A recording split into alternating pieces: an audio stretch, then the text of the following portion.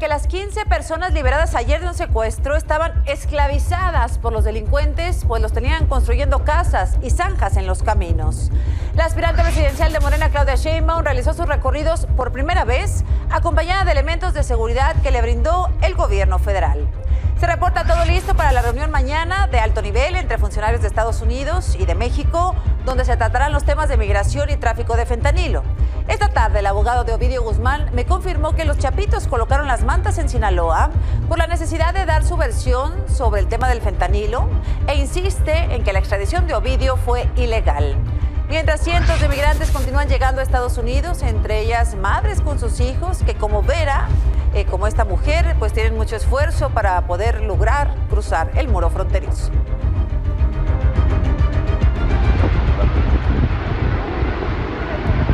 Ay, bebé. Sí.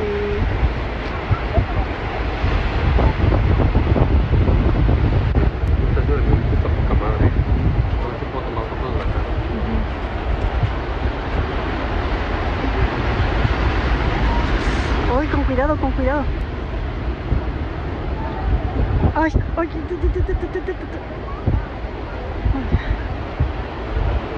ya lo agarraron.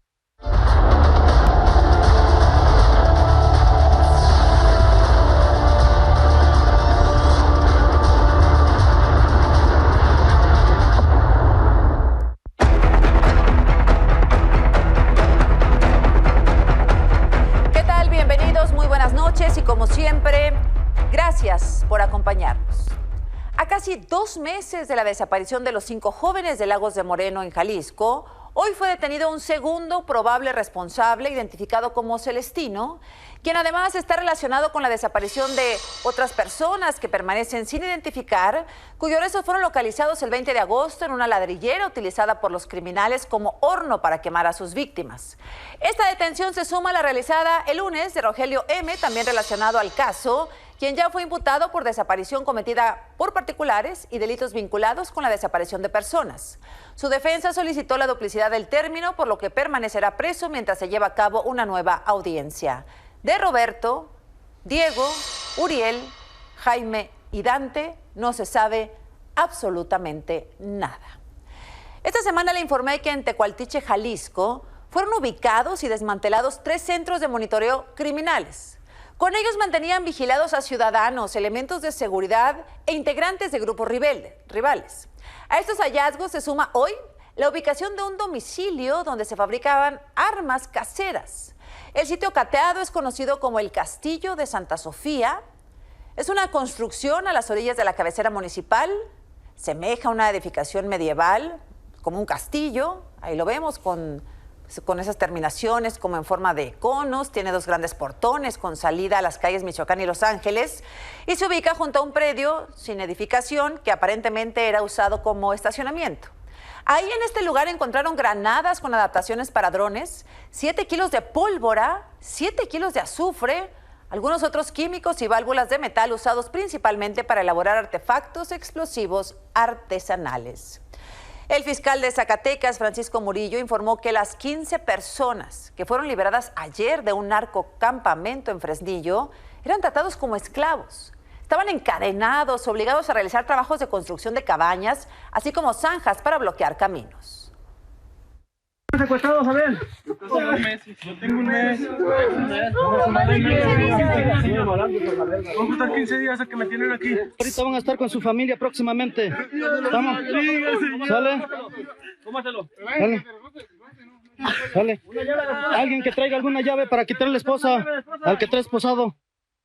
Refieren las personas privadas de la libertad que fueron obligados a trabajar, a hacer trabajo forzoso, pues, en la construcción de una especie como de cabañas y además realizar zanjas en las brechas para hacer tal vez una especie de bloqueo de camino. La mujer la tenían como una especie de cocinera. Las condiciones de salud en general de todos son buenas.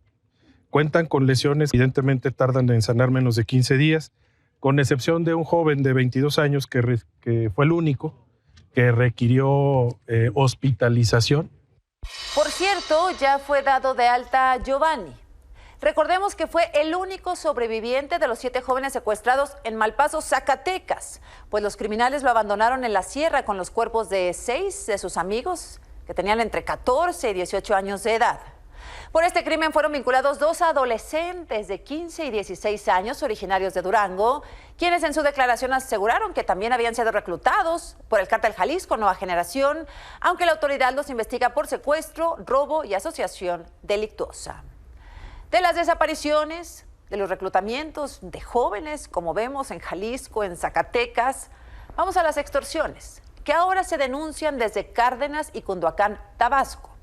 Ahí taxistas suspendieron el servicio después de recibir amenazas por parte de criminales, quienes secuestraron a uno de sus operadores y grabaron un video donde se ve cómo le amputan 2 dedos, y aunque afortunadamente el conductor pues fue localizado esta mañana, la amenaza surtió efecto porque los operadores informaron que el servicio queda suspendido hasta nuevo aviso, pues aseguran que han sido víctimas constantes de extorsión, pero prefieren no denunciar para no correr la misma suerte que su compañero, porque los gobiernos solamente exigen denuncia, se levanta la denuncia y las valientes víctimas quedan a merced de los criminales, muchas veces coludidas con algunos elementos de seguridad. Las 8 buscadoras que se infectaron con un hongo durante labores de búsqueda en Puerto Vallarta, Jalisco, y que conocimos aquí hace un mes, recordará, bueno, pues siguen hoy padeciendo secuelas en su salud, no tienen ningún apoyo del gobierno y la atención médica que reciben es mínima. Pasamos un día con Irma, quien es el sostén económico de su casa. Y respiración se esfuerza mucho y sí llego con muchas dificultades. Son las secuelas que dejó a Irma. Aspirar esporas de un hongo durante las labores de búsqueda para localizar a su hijo Carlos Antonio, desaparecido en Zapopan, Jalisco, en diciembre de 2015. Conchita, si te quitas la mochila te vas, para que no te canses. Para que no se contaminen los... ¿Está oliendo algo? Fue al realizar excavaciones dentro de una casa en Puerto Vallarta hace casi 4 meses. Que ella y 7 buscadoras más se infectaron con el hongo histoplasma, que afecta a los pulmones, y 3 de ellas fueron hospitalizadas con fiebre, cansancio, mareos y vómito.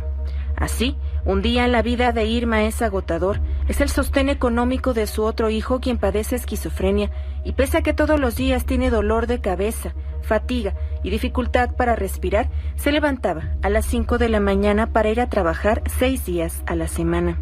En su día libre, la mujer de 56 años iba al Hospital General 89 del IMSS, donde apenas le dieron incapacidad, pues temen que el hongo haya avanzado al cerebro. Me dieron la cita para el 11, para estudios del tórax y me dieron ya incapacidad. Pero Irma no puede reposar, pues debe ir a la Comisión Estatal de Derechos Humanos a dar seguimiento a la queja contra el Hospital Civil Fray Antonio Alcalde, pues sin estudios aseguró que no estaban enfermas. También sigue los trámites de la búsqueda de su hijo, pues la declaratoria de ausencia salió con errores por 6ª vez. Pues no le dan seguimiento a lo que le deben de dar, porque son puras vueltas. Irma, Roxana, Erika, Verónica, Noemí, Patricia, Berenice, Rosa Margarita, del colectivo Corazones Unidos en Busca de Nuestros Tesoros, no han recibido ningún apoyo económico o atención médica eficaz por parte del gobierno, y varias de ellas han tenido que parar sus labores de búsqueda por su estado de salud. No puedo, no he podido. Dicen que esto, si se subió el cerebro, a lo mejor me van a pensionar. Con imágenes de Eduardo Jiménez y Francisco Olea, para Azucena a las 10, Diana Barajas. Son cientos, miles de madres que en todo el territorio nacional buscan en fosas clandestinas a sus hijos. Son cientos, miles de madres las que están haciendo el trabajo que debería hacer el gobierno, que deberían hacer los gobiernos, no solo el federal, sino los gobiernos de todos los estados. Miles de madres que no reciben apoyo económico, que no reciben seguridad y que, como en este caso, al momento de enfermarse por esta labor que realizan sin el equipo necesario, las dejan también abandonadas a su suerte en el tema de salud.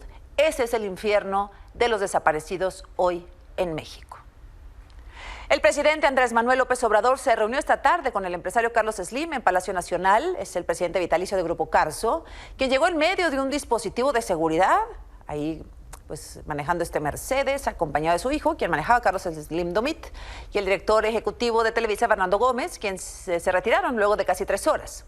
Este encuentro se da un día antes de la reunión de seguridad de alto nivel entre México y Estados Unidos, reunión que, por cierto, pues se va a celebrar mañana, por lo que esta tarde llegaron al aeropuerto Felipe Ángeles el secretario de Estado de Estados Unidos, Antony Blinken, el fiscal general Merrick Garland, y el secretario de Seguridad Interna, Alejandro Mayorkas, para tratar con funcionarios mexicanos 2 temas que causan profundo desacuerdo entre ambos gobiernos: migración y el tráfico y producción de fentanilo.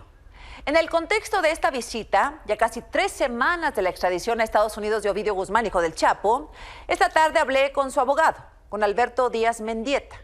Insiste en que la extradición de Ovidio fue ilegal, por lo que van a interponer recursos correspondientes. Incluso dijo, podría llegar hasta la Comisión Interamericana de Derechos Humanos. ¿Hay posibilidades de que Ovidio Guzmán siga un camino similar al de Emma Coronel? Ella se declaró culpable de algunos delitos, su pena se redujo de manera importantísima. Ese es un camino, una forma de aminorar los cargos o las consecuencias de esos cargos en Estados Unidos. Es muy temprano para poder opinar sobre ello. Otra posibilidad que se ha dicho pues es que lo que quieren en Estados Unidos es que pues él acuse a sus hermanos, abogado. Son escenarios y son hasta este momento una especulación, pero sí es una forma de hacerlo. Vamos a tratar de establecer que queden resueltos los recursos aquí nacionales para después valorar si se acude al sistema regional de protección de derechos humanos, el sistema interamericano, para establecer, para conocer por qué procedió el Estado mexicano a hacer eso de manera inusitada, atípica, de entregar a una persona sin agotar el procedimiento. Bueno, pues fue una larga conversación. El abogado insiste que Ovidio Guzmán fue extraditado sin cumplir el debido proceso y sustenta sus dichos en documentos que nos envió a este espacio. Uno de ellos es el acuerdo de extradición emitido por la Secretaría de Relaciones Exteriores, donde destaca que se concede la extradición de Ovidio Guzmán López, alias El Ratón o alias Ratón Nuevo, quien según el acuerdo debió ser notificado de la decisión, la cual podía impugnarse en un término de 30 días hábiles, un derecho que según sigue sosteniendo su defensa, no se cumplió. No se le dieron 30 días para impugnar la resolución. Además de este acuerdo de la Secretaría de Relaciones Exteriores, también tenemos un escrito dirigido a un juez de distrito de Hermosillo, Sonora, donde Ovidio le solicitó que se señale fecha y hora para su audiencia, algo que tampoco pasó, a pesar de que el abogado de Ovidio nos dice que él quería desahogar su proceso en México, que no quería ir a Estados Unidos. Pues como consta en el documento, se respondió con una negativa, argumentando que no era de su competencia, sino de la Fiscalía General de la República. Estos son una entrevista que no había hablado el abogado de Ovidio Guzmán, 2 documentos que tampoco habían sido revelados, y recordemos también que los Chapitos enviaron a este espacio el 4 de mayo una carta en la que se deslindan del uso, producción y comercialización del fentanilo. Producción Azucena a las 10. Esta carta tiene la finalidad de aclarar varios puntos. Desgraciadamente, el nombre Joaquín Guzmán Loera, conocido comúnmente como Chapo Guzmán, se ha vuelto famoso internacionalmente. Esto solamente ha abonado a perjudicarnos y a seguir con el propagandismo mundial, utilizándolo a favor o en contra, según la conveniencia. No habíamos sentido la necesidad, ni creíamos prudente contar nuestra versión. Creíamos que callados y sin molestar a nadie disminuirían las consecuencias de la cuna en que nacimos. Nosotros jamás hemos establecido, a sabiendas, relaciones con personas que trafican fentanilo. Queremos dejar en claro lo siguiente. Iván jamás dijo ni dirá: inundaremos las calles de Estados Unidos de fentanilo. Se está convirtiendo en un verdadero peligro para nosotros el uso de nuestro nombre por parte de otras personas para librarse de problemas, evitarlos o solucionarlos. Tenemos certeza de que cualquier investigación imparcial llegará a la misma conclusión. Los hijos de Joaquín Guzmán Loera, a quienes ahora, en un afán publicitario, nos denominan los Chapitos. Jamás hemos producido, maquilado o comercializado fentanilo, ni ninguno de sus derivados. Somos víctimas de una persecución y nos convirtieron en chivo expiatorio. Bueno, ¿por qué recordamos esta carta que enviaron a este noticiario? Porque en la víspera de la reunión de alto nivel del gobierno de Estados Unidos en México, el lunes, en distintos puntos de Sinaloa, aparecieron también una serie de mantas. Hoy tenemos la certeza de que fueron firmadas por los Chapitos. En ella se lee: En Sinaloa queda estrictamente prohibida la venta, fabricación, transporte o cualquier tipo de negocio que involucre a la sustancia conocida como fentanilo, incluyendo la venta de productos químicos para su elaboración. Sobre esto, hablé también con el abogado de Ovidio Guzmán y me dijo lo siguiente. Hay una estrategia de comunicación por parte de Ovidio Guzmán, digamos de sus hermanos, con estas mantas que aparecieron en Sinaloa hace unos días, alguna carta que recibí yo personalmente en donde ellos se deslindan de la producción de fentanilo. Una postura que han expresado públicamente, lo han hecho público. Ya lo habían dicho antes, que no hacían esa actividad, que han sido señalados desde luego por los apellidos. Hay una reunión de altísimo nivel aquí en la Ciudad de México con una parte de funcionarios de Estados Unidos. En este contexto aparecen estas mantas, es una especie de comunicación indirecta hacia Estados Unidos, una especie de bandera blanca. ¿Levantan la bandera blanca? Sí, más bien es una postura, una posición respecto de todo lo que la información que Estados Unidos ha difundido. La carta, como lo sabíamos, y ahora las mantas que aparecieron en Sinaloa, pues son una posición que quieren hacer pública, de esta forma los chapitos. Hace 2 semanas vimos el video de una golpiza en contra de un estudiante del Cebetis en Guaymas. El padre de la víctima entregó a su hijo a las autoridades, asegura que es lo correcto y pide a los padres de los otros jóvenes que hagan lo mismo. Ay, amor. Quítate, amor. ¡Hátelo a la verga! Niño del Cebetis. De hecho aquí lo traigo conmigo, viene a un lado de mí, pues para informarles de que pues hoy lo presento ante el Ministerio Público. Me duele, ¿no? Compadre, ¿no? Pero pues lo está requiriendo el Ministerio Público y tengo la esperanza que se va a solucionar esto. De esta forma, Manuel Verdugo entregó a su hijo de 16 años a las autoridades de Sonora luego de que fue víctima de una golpiza por varios estudiantes afuera de las instalaciones del Cebetis 40 de Guaymas, y en donde resultó apuñalado en un brazo y con golpes en la cabeza.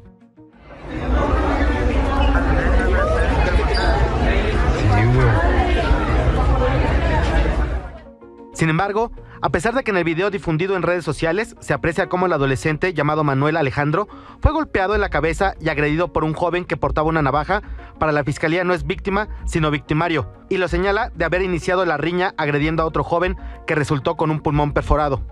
Los muchachos aseguran y declaran y dan la parte de que mi hijo va a buscarle problemas a ellos y que dicen que mi hijo saca una navaja y se le encaja en la espalda al muchacho, y a mi hijo me lo están acusando por alevosía y ventaja.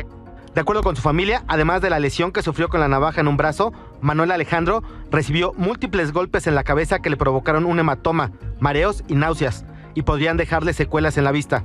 Dice que mi hijo ocupará lentes. Mi hijo nunca ha usado lentes. Y dice que trae inflamada la retina a consecuencia de los golpes. Actualmente, Manuel Alejandro se encuentra internado en el Instituto de Tratamiento y Aplicación de Medidas para Adolescentes de Hermosillo, Sonora, y es el único que permanece detenido por los hechos del 22 de septiembre, luego de que los 4 jóvenes aprendidos ese día fueron liberados para llevar su proceso en libertad. Otra cosa que me gustaría es de que se arrimaran los papás de los otros muchachitos, que hablaran con ellos, que digan la verdad, cómo tuvieron las cosas. Azucena a las 10. Hasta el momento los otros padres no han seguido este ejemplo.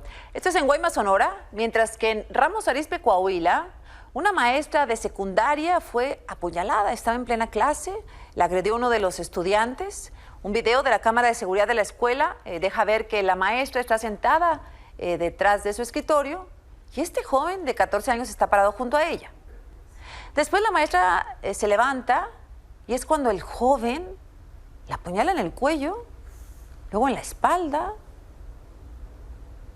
¿Qué es esto? ¿Qué es esto? Es un muchacho de 14 años. En la espalda, en el estómago, al menos en 6 ocasiones. Los otros estudiantes, pues, sorprendidos, por supuesto, asustados. El agresor sale corriendo del salón, pero fue detenido por otros maestros. Será puesto a disposición de las autoridades. La maestra se encuentra en el hospital. Algunos medios locales reportan que la agresión fue porque el joven se molestó, porque la profesora le llamó la atención. En su primer día de recorridos en la Ciudad de México como aspirante a la candidatura por la jefatura de gobierno, Sandra Cuevas fue agredida al visitar la central de abasto ubicada en Iztapalapa, donde fue expulsada por la coordinadora del mercado, Marcela Villegas, y un grupo de hombres, asegurando que debía presentar un permiso para estar en ese lugar.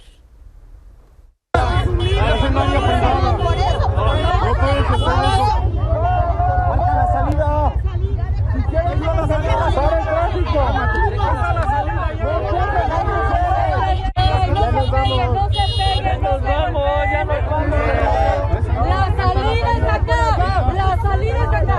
Quítate, estás secuestrando, quítate. Agárrenlo.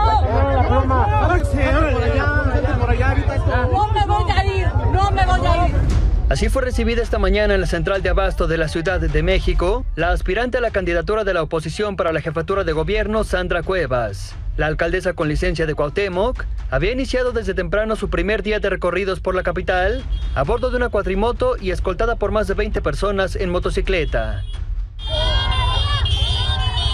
Más tarde arribó a la central de abasto, donde fue recibida e increpada por la coordinadora general Marcela Villegas. Tienes que retirar. Se requiere permiso para realizar esto, solo que se requiere permiso para realizar este tipo de entendemos. Por ejemplo, ustedes están cometiendo un delito porque esto es un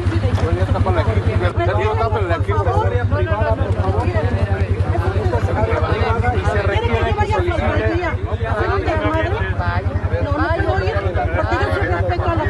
La señora está cometiendo un delito. Minutos después, decenas de personas rodearon a Sandra Cuevas y a su equipo cerca de la salida de la central. Sin portar ningún tipo de identificación, varios hombres intentaron llevarse la moto en la que viajaba y subieron 4 más a una grúa para llevárselas. No me voy a ir, no me voy a ir, no me voy a ir. La van a lastimar, hijos de la chingada.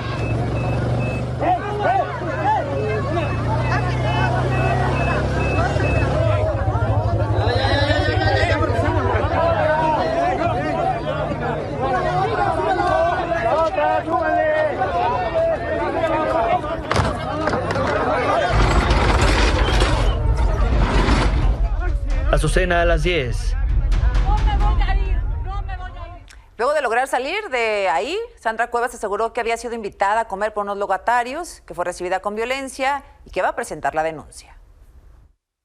La intención era entrar con los comerciantes, con los locatarios que nos invitaron, comer con ellos. Aquí hay unos tacos muy ricos. Pues llegó la administradora a decirnos que teníamos que salirnos. Llegó con más de 100 violentadores. Ya estamos preparando la denuncia por secuestro express con propósito de cometer delito de robo con violencia. Se robaron más de 10 motos, hubo lesiones, hubo violencia de género.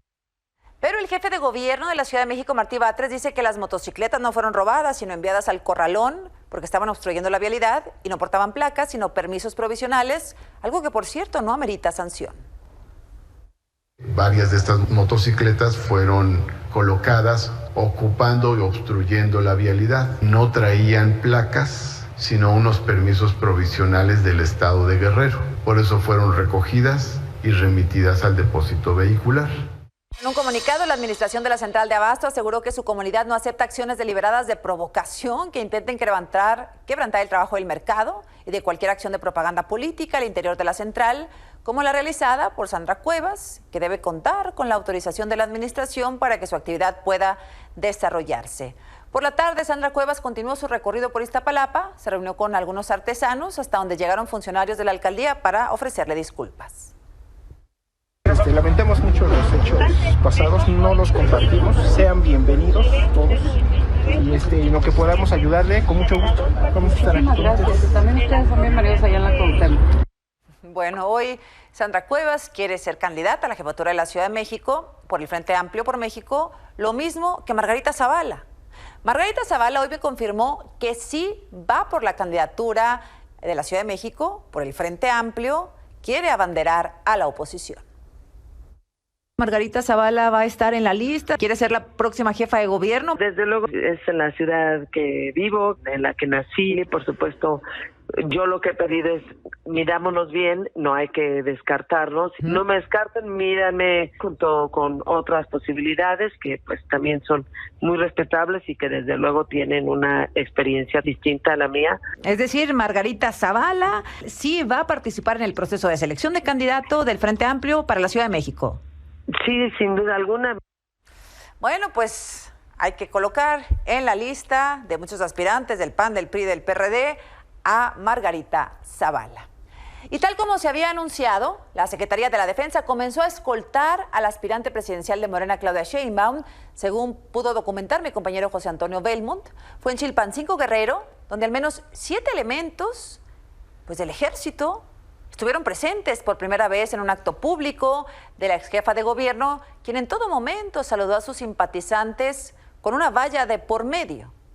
Uno de los militares, vestido con camisa de manga corta, color salmón, se mantuvo a menos de 1 metro de distancia de Sheinbaum mientras ella saludaba y se tomaba fotografías.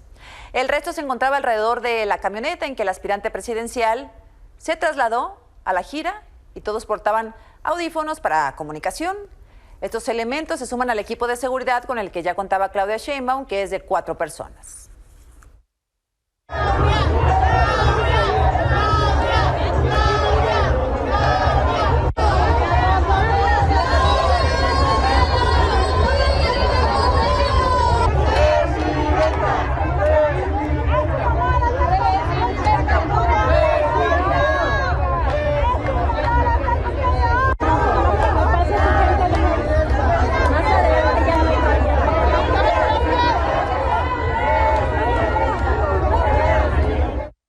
Bueno, Xóchitl Gálvez aún no ha decidido. Por cierto, Claudia Sheinbaum celebró los resultados de las encuestas que la ponen 30 puntos arriba del aspirante presidencial de la oposición, Xóchitl Gálvez, quien desestimó las mediciones como la publicada hoy por Buendía y Márquez, donde Claudia Sheinbaum aparece con el 50% de las preferencias, Xóchitl Gálvez con el 20%, Samuel García 7% y el independiente Eduardo Verástegui con el 4%. Yo lo he dicho en todos lados, el pueblo de México está con la transformación, el pueblo de México no quiere regresar al pasado y eso es lo que muestra la encuesta, que el movimiento va muy bien y que la gente no quiere regresiones al pasado. Eso es lo que dice la encuesta. Me muero de la risa. Siempre he venido de hasta abajo, la señora viene de arriba, trae todo el apoyo del presidente y de verdad no me espanta, eso todavía no empieza. Tranquilos, esto todavía no empieza. Que me la echen solita, que ya le quiten toda la nota que trae, todos los machuchones que le metieron más de 1,000 millones a su campaña y van a ver de qué cuero salen más correas. Faltan 8 meses para la elección. Por cierto, después de que se dijo que Xóchitl Gálvez plagió el proyecto de experiencia profesional con el que obtuvo su título de licenciatura, Gálvez informó que compareció por voluntad propia ante el Comité de Ética de la UNAM. Ya comparecí a la UNAM, ya presenté lo que acredita que yo recibí mi título profesional como experta en edificios inteligentes. Les acredité que tengo más de 200 proyectos desarrollados, una empresa constituida para hacer edificios inteligentes y ya me presenté a la UNAM. ¿Cuándo compareció? ¿Cuándo compareció? ¿Hoy? ¿No quieres saber de mí? Ni mi marido me preguntó. Ya comparecí en la UNAM. Y también les dije que si quieren hago otro trabajo, puedo presentar uno sobre cómo hacer una buena matriz energética ahora con mi experiencia del Senado. O cómo resolver el tema del agua en el país ahora como mi experiencia como senadora. También puse eso en la mesa. Bueno, mientras en el Senado, legisladores panistas exigen que así como el Comité de Ética de la UNAM investiga este supuesto plagio de Xóchitl Gálvez, que hagan lo mismo con Claudia Sheinbaum, luego de que Latinos dio a conocer que en su tesis titulada Estudio termodinámico de una estufa doméstica de leña para uso rural citó sin crédito al científico Samuel Baldwin. Le exigimos a la UNAM investigue el plagio de la señora Claudia Sheinbaum. Es necesario que con la misma vara que se ha medido a otros alumnos, el rector de la UNAM investigue el evidente plagio que la señora Sheinbaum ha hecho con su tesis de licenciatura. Para investigar el documento de trabajo de Xóchitl Gálvez solamente se tomaron 2 días. Llevamos 12 días de lo argumentado sobre el plagio de Claudia Sheinbaum y la UNAM no ha fijado una posición pública. La UNAM, se manifestó mientras podía sobre el presunto plagio de tesis de la ministra Yasmín Esquivel. La UNAM se manifestó prácticamente de inmediato cuando señalaron a Xóchitl Gálvez de haber plagiado parte de su trabajo de tesis, del informe para obtener su tesis que obtuvo por experiencia profesional. No se ha pronunciado respecto a estos señalamientos, también del presunto plagio de una parte de la tesis de Claudia Sheinbaum. Ese es el reclamo en el Senado. El presidente sigue retando al INE, pues luego de que ayer le ordenaron eliminar la postdata que colocó al inicio de sus conferencias, el presidente no solo desacató la orden en sus cuentas oficiales del gobierno, porque siguió incluyendo esta postdata escrita, sino que en su cuenta personal sumó una nueva postdata grabada con su voz y más tarde de nuevo se fue contra el instituto.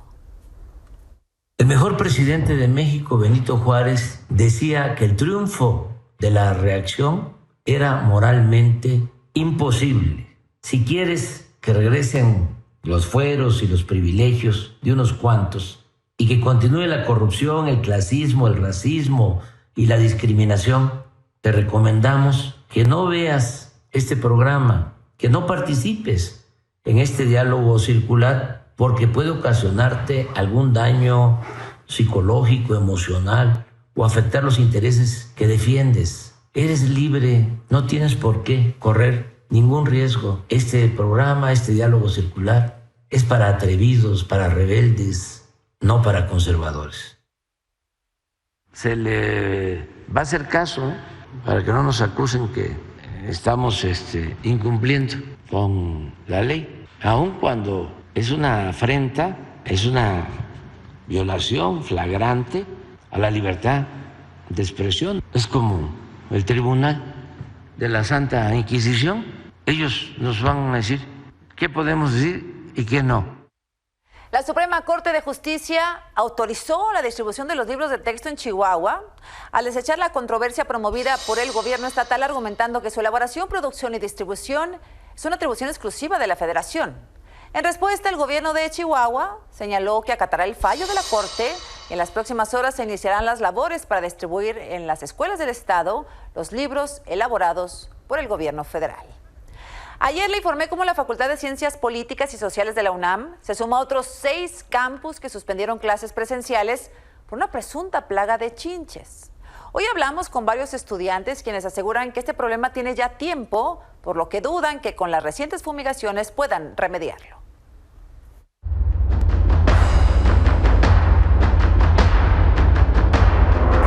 Que no sabemos y que tenemos que hablar con la empresa y que tenemos que ver los riesgos y que tenemos que seleccionar a la empresa. ¿Cuánto tiempo es el espacio? Ay, no. ¡Ay, no! Por favor, ayúdame a traer una chinche en el cabello, banda, ya vámonos, hay que cerrar la mañana. La presunta plaga de chinches en distintas facultades de la UNAM, que hasta ahora ha sido negada por las autoridades universitarias, mantiene preocupados a estudiantes de diferentes carreras. Primero empezó con un edificio, después se propagó al otro y como tal pues la escuela pues sí decía que no, pero pues habían varias evidencias de que era todo lo contrario. Y es que de acuerdo con los alumnos, el problema con estos insectos comenzó hace mucho tiempo. Por ello, dudan que las recientes fumigaciones puedan remediar la situación. Si ya lleva tanto tiempo como ignorando este caso de las chinches, yo creo que este fin de semana no fue suficiente como para que se deshicieran de todas las que estuvieran aquí en la facultad. Para que esa plaga se erradique bien tienen que ser por lo menos 4 fumigaciones, una por semana, para que estemos más seguros. Hasta hoy, 7 campus de la UNAM suspendieron clases presenciales para realizar los trabajos de fumigación. Arquitectura y Trabajo Social regresan a sus actividades este jueves, Veterinaria y Zootecnia hasta el lunes, mientras que otras facultades, entre ellas la FES Aragón, ubicada en el Estado de México, tendrán clases en línea hasta nuevo aviso. ¿Tú crees que las medidas que están tomando las autoridades son buenas? No estoy segura. Mientras tampoco se esté controlando el problema de las chinches en el transporte público, el hecho de que nosotros tomemos medidas en la universidad van a ser casi nulas.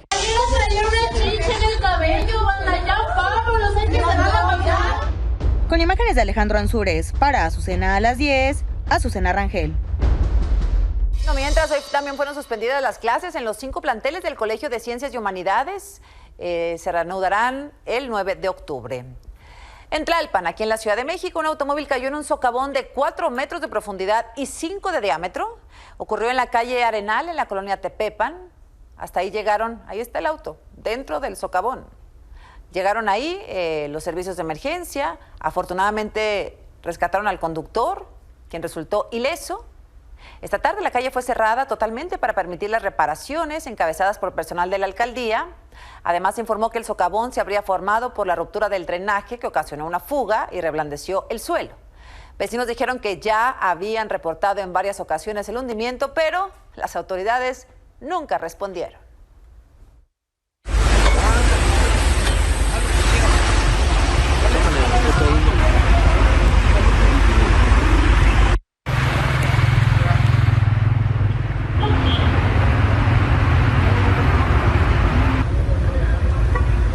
Lleva meses el problema. No han arreglado nunca el hoyo. Ese problema ya tiene algún tiempo y no lo han atendido. Pero pues está muy grave porque tenemos que ir a trabajar y no podemos salir. Bueno, pues a esta hora sí se ve. Esta noche en la calle, el avión, pues el socavón sigue abierto, por supuesto. Las autoridades reemplazaron el tubo roto y mañana, dicen, van a terminar las labores de reparación. Hay resguardo de elementos de protección civil. Gilgamesh, 1 hasta el fondo.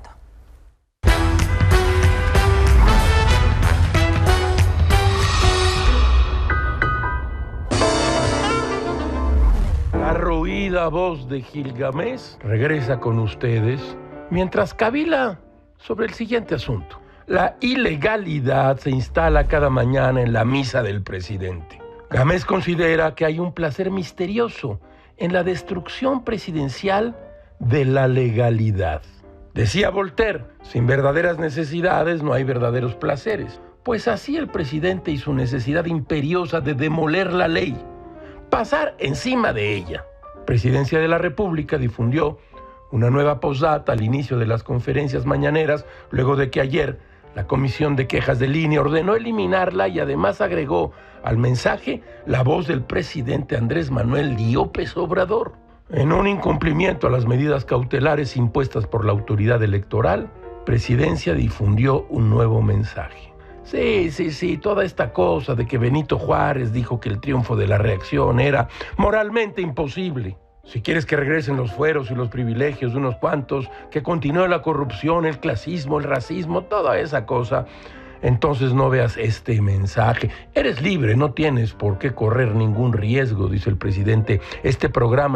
Este diálogo circular es para atrevidos, para rebeldes, no para conservadores. Caracho, todo es muy raro. Como diría Epícteto, los placeres raros son los que más nos deleitan. Así es, Gil, gracias. Buenas noches. Al regresar, científicos investigan la causa de muerte de decenas de delfines rosados en la Amazonia de Brasil. En Brasil, científicos realizan autopsias a los cuerpos de 120 delfines rosados que murieron en el río Tefé de la Amazonia. Aunque no se ha establecido la causa de muerte, advierten que este podría ser otro lamentable efecto del cambio climático.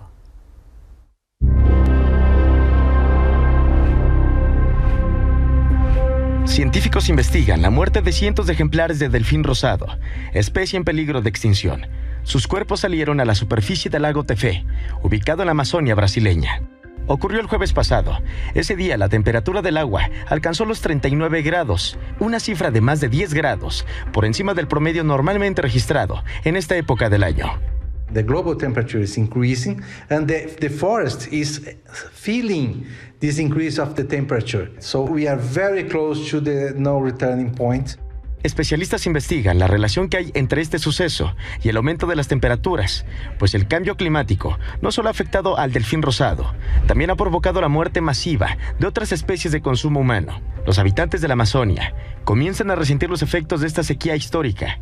Se comparado com outros anos que a gente já enfrentou, né? Ano passado, nesse período, a gente tinha bastante água aqui dentro ainda, né? Agora, esse ano, bem seco mesmo, bem complicado, y está bajando todo.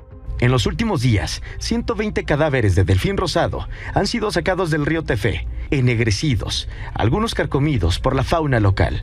Ambientalistas trabajan en las autopsias y advierten que la especie podría desaparecer, ya que es extremadamente vulnerable a las amenazas climáticas, debido a su lento ciclo de reproducción. As investigações não param, estamos fazendo uma série de análises da qualidade da água, dos animais que morreram, para tentar entender quais que são as reais causas dessa mortandade. Azucena a las 10. Así la historia de este miércoles 4 de octubre. Gracias como siempre por su atención, buenas noches y hasta mañana.